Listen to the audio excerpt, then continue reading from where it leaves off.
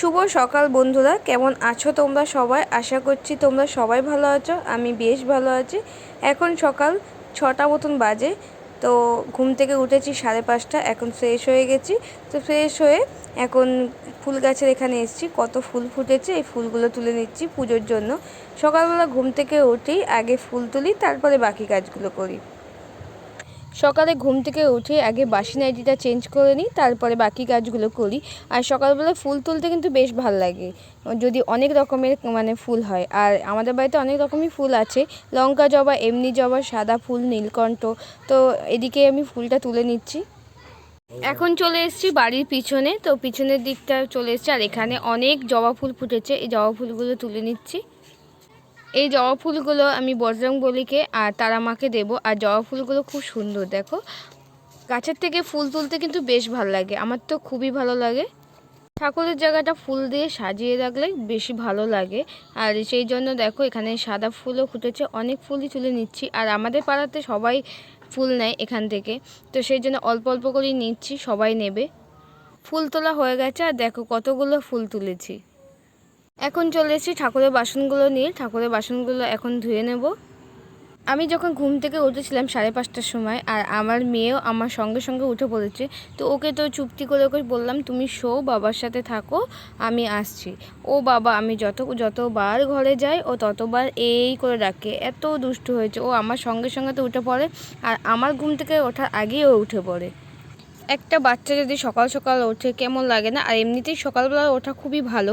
তো সেই জন্য ও ও করে ডাকছে। আর বাবাও উঠেছে, বাবা মা সবাই ঘুম থেকে উঠে পড়েছে। আর সেই জন্য বাবাকে বললাম, তুমি একটু মেয়েকে নিয়ে ঘুরে আসো, ওরও ভালো লাগবে।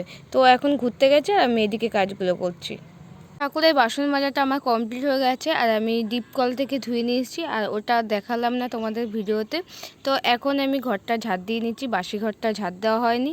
তো এখন ঘরটা ঝাড় দিয়ে নিচ্ছি। আর আমার বর এখনও ঘুম থেকে ওঠেনি, তো ও ঘুমাক, পরে বিছানাটা গোছাবো। আজকে আবার সোমবার, নিরামিষ খাবো। কারণ আমরা শুধু একদিনই নিরামিষ খাই, সপ্তাহে একদিন, মঙ্গলবার দিন। তোমরা যারা আমার ব্লগ দেখো তারা তো জানোই মঙ্গলবার দিন আমি নিরামিষ খাই। আজকে সোমবার, আজকেও নিরামিষ খাবো। তার কারণ ঠাকুমার বছর কি দিয়ে দেবে 6 মাসে, তো সেই জন্য কালকে দেবে, এর জন্য আগের দিন নিরামিষ খেতে হয়। তো আজকেও খাবো, আর কালকে তো আর খেতে পারবো না, কারণ কালকের দিনে আমিষ খেতেই লাগে। তো মঙ্গলবারটা কালকে আর মানতে পারবো না। আমি যেহেতু নিরামিষ খাবো, সেই জন্য সব কিছু ধোয়াধুয়ি কমপ্লিট হয়ে গেছে, ঝাড় দেওয়া হয়ে গেছে। এখন গ্যাসটা মুছে নিচ্ছি, কারণ যেহেতু নিরামিষ খাবো। তো গ্যাসটা মুছে নেওয়ার পর রান্না টান্না করে আবারও আমি গ্যাসটা মুছবো পরে। তো গ্যাস মোছার পর ঘরটা মুছে নেব, তারপরে বাকি কাজগুলো করব। নিরামিষের দিন স্নান না করে রান্না করা যায় না, সেই জন্য এখন রান্না করব না, একবারে স্নান টান করে পুজো দেবো, তারপরে রান্না করব। আজকে সকালের রান্নাটা আমি করব, আর দুপুরের রান্নাটা শাশুড়ি করবে। তার কারণ নিরামিষের দিন শাশুড়ি একটা সবজি দিয়ে, বাঁধাকপি দিয়ে সবজি দিয়ে রান্না করে, তো ওই রান্নাটা আমার ভীষণ ভালো লাগে। তো সেই জন্য আমি বললাম, মা তুমি করো রান্নাটা। তো আজকে দুপুরের রান্নাটা মাই করবে, আর সকালের রান্নাটা আমি করব। আর এখন আমি ব্রাশটা করে দিচ্ছি। তো মুখ ধোয়া আমার কমপ্লিট হয়ে গেছে। আর এই দেখো কালকে সব বাসনগুলো আছে, তো এইগুলো এখন ধুয়ে নিচ্ছি।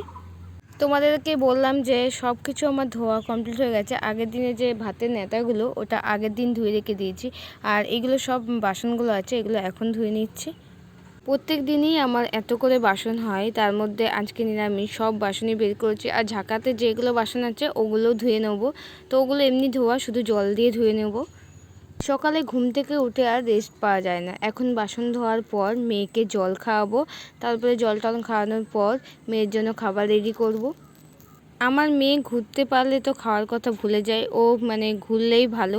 আর এখন তো এমনিতেই আর কাঁদে না, তো কি করব, ওকে জোর করেই খাওয়াতে হয়। বাসনগুলো মাজাও আমার কমপ্লিট হয়ে গেছে, এখন ধুয়ে নিচ্ছি। আর বাসনগুলো মাজার পর ভালো করে আমি জল দিয়ে আগে ডলে নিই, তারপরে ধুই।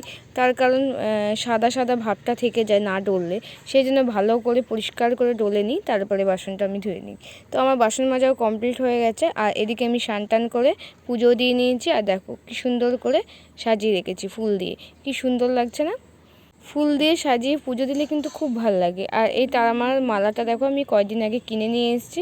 আর এখানে রাধাকৃষ্ণটা আমি অনলাইনে কিনেছিলাম। এখন মেয়েকেও স্নান টান করে খাইয়ে দিয়েছি আর মাকে দিয়েছি মেয়েকে ধরার জন্য। এখন বিছানাটা আমি পরিষ্কার করে নিচ্ছি।